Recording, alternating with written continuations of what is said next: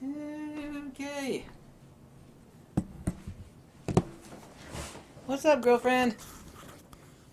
I love saying that for some reason. Got an event to shoot on Sunday. If it doesn't rain, it's been the rainiest year on record. I think I could call myself the Lord of Speedlights. I think I have like 60 speedlights.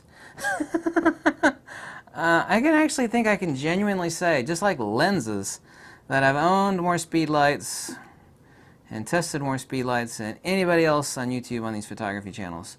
I was hesitant, and I've been using well now for over a year. And I have the most expensive Nikon speedlights and the best Nissan speedlights. And actually, the Nissan speedlights are a lot more compact. The only problem is they are a lot more expensive. I do love the Nissan radio trigger, which is, and their hot shoe mount trigger, radio trigger, is a lot more compact than this, and I actually prefer it, and it's more lightweight. And their Nissan i60A is a lot more compact than the GODOX 685 is. And it has nearly the same output. And it actually has one little nice thing there that you can actually do exposure comp without actually having to look at the back of the speedlight. That being said, I can unequivocally say, and please don't ever ask me about GODOX's studio strobe units. I have, other than Broncolor, which is the best in the world, and obnoxiously huge and extremely expensive, other than that stuff, Elechrome and Profoto is overpriced garbage. I have the best studio strobes in the world, and I've got a lot of them. They're Pulse buff units, and I know a lot of people in Europe and Australia, they can't get them. Technically, they can. They just have to use a forwarding agency. But I've used a couple GODOX, so everybody keeps asking me about that. Well, what about the GODOX 8200? What about that? I'm never going to use that stuff because there's nothing that's going to come close to Pulse buff. And of course, Pulse buff doesn't give me anything. I don't say that. But for speedlights, even though I have the best Nikon speedlights, and Nikon's gotten really obnoxiously expensive, and their quality's actually gone down. Importantly, the SB910 was the last Nikon speedlight to not only be made in Japan, but I mean, it was really expensive. But the new Nikon speedlight, their premier model, which is smaller and it is fan cooled, isn't that nice. I mean, the older ones didn't really have overheating problems. I mean, one of them had a sensor issue, SB900, but they're obnoxiously expensive and they're made in China now, so I can no longer recommend Nikon speedlights. And unless you find like an old SB910 at just like some really stupid price by somebody that's had their brain screwed up and they're selling it way too cheap, which is basically never. But the GODOX 685, and I know there's actually a lithium power pack unit, and I'm not interested in that. I mean, it's not that much more expensive, and it does have faster recycle times. I mean, there is a power port here on the front for doing event photography. Even that lithium, so people say, why don't you have the lithium power pack unit instead of this AA unit? And I've actually pointed this out on Nikon speedlights and Nissan speedlights, that you could have a pocket full of batteries, and it is completely useless because there's only so much power that can be dropped to the capacitor of any speedlight. And the way that GODOX gets around that with their more expensive unit, the 800 series speedlight, which is the reason I don't own it, is that I don't want a proprietary battery pack for the speedlight. People say, well, you can buy batteries for it. The recycle time is super fast and you don't need an external pack. I'm just used to using an external pack for an event. It's not a big deal. It's a coil. It hangs off my shoulder. It gives you faster recycling time and more recycling time, and I don't want the internal lithium power pack for the more advanced GODOX speedlights. So the 685 is actually the one that I recommend. I have 4 of these, 2 for Fujifilm, 2 for Nikon, and 2 of their X-Pro triggers, 1 for Fuji, 1 for Nikon, and also, too importantly, I don't know if they're ever going to discontinue making it, but I bought another one, is that I can actually use the old X1 TF trigger, which has the hot shoe on top, where I can use a trigger and do hypersync flash photography with the studio strobes. That I actually cannot do with these. I can, but I actually have to use the PC port on the side of the X Pro trigger here. And I know why they actually came out with the X Pro trigger. Nissan and GODOX were going to this type of trigger, and the Nissan trigger unit looks nearly identical to this, only slightly smaller. The Nissan unit doesn't have Autofocus Assist. This one does. The actual Autofocus Assist window's down here, and it works perfectly. Yongnuo is junk. I've said since day one that Yongnuo is junk. You can go over to dude with the beard, Zach Arias. Everybody loves Zach Arias. He's got 2 videos or so that says, don't buy Yongnuo crap. It's garbage. You'll like buy 6 of them and 4 of them will be dead at the end of the year. I said that since day one. Yongnuo's crap.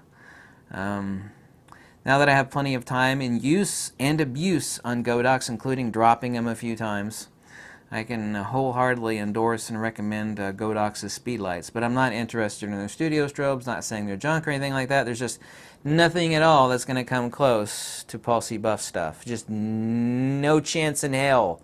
Not even close.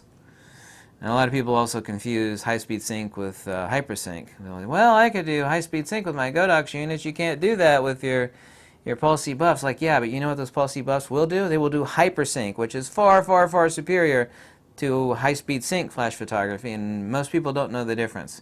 High-speed sync is like the douchebag version of hypersync flash photography. So every time I make a video about GODOX, people ask me about GODOX's like 8200 or their other studio strobe units, and I'm not interested, and that's the reason why I'm not interested. I spend my own money on this stuff. People don't like send me free crap to like review. I'm going to send you free crap, tell everybody how awesome it is. That's what all these other YouTube channels actually do. They borrow stuff, they rent stuff, they get stuff for free, and they engage in a neat little word. I'm going to spell it out for you. P-H-U-C-K-E-R-Y. That word will be fuckery. That's actually not a cuss word, technically. So I'm not cussing when I say that. They engage in fuckery. That means basically jacking people around, a little bit of shill and clickbait and dishonesty, like, kind of like the light version of dishonesty. Well, it is dishonest, so. I buy and get the best stuff, and I spend my own damn money on it. And reluctantly, I was slow to adopt the GODOX speedlight systems. Nikon speedlights, if you just forgot the price, if you just said, F it. Other than radio, which is really important, okay? And I never use camera, speedlights on camera. The only reason you stick a speedlight on your hot shoe in your camera is if you're doing photojournalism, or you stick it in bounce mode and use a reflector. Even then, the light looks crappy. Or you're a paparazzi, photojournalist. Never use it on my hot shoe. But if a money were no object, and I use TTL cables, not only for Fujifilm, because it's far more reliable than radio is. It's far more reliable. The best radio systems in the world are not. They're only about 95% reliability, especially if you could get the unit really close to the radio trigger. And I know GODOX has fixed that issue with the new X Pro trigger. The old GODOX trigger, if you got them too close, there was an extremely high likelihood, and I know this firsthand, that it wouldn't fire. GODOX acknowledged that issue, and they fixed that issue with these. These together, by the way, the GODOX 685, which is $110 and $70 for the trigger, if you buy both of them together, you get $10 off. It's $170 for both of these, essentially. $170. That's a steal. I've got 4 of these now. I got 2 of these now, and 2 of the older triggers. So I can wholeheartedly say, price-wise, yeah, I do actually prefer the Nissan units. They're more compact. They have a couple little bonuses on them. They don't have, which this does have, the Autofocus Assist. They do have an Autofocus Assist on the speedlights, but it doesn't work with Fujifilm. The GODOX unit does. I wonder what that noise was. It was a lens cap falling over. Me shaking the table, I suppose. So that's my recommendation on GODOX speedlights. I wholeheartedly endorse them, and I stick my money where my mouth is. And after a little over a year of testing and use, I could say flat out, go GODOX. Speedlights anyway. I have no issue with their big units. I just don't want them. I don't need them. Because every time I talk about GODOX, everybody asks me about, why aren't you using GODOX Studio Strobe? Because this is the reason why. Boom, boom, boom, boom, boom. Here we go. It's been a long day. I've been out shooting for like 8 hours today. My face feels a little crispy and sunburnt, but there we have it. Thank you so much for watching. Happy 4th of July if you're a U.S. citizen or something like that. I have been working hard on my lecture. I'll be in Idaho next week. I won't be making as many videos until the lecture is over, which is a week from today. And that's all I got to say in this video. I think that's enough. Thank you so much for watching. Peace out, Girl Scout.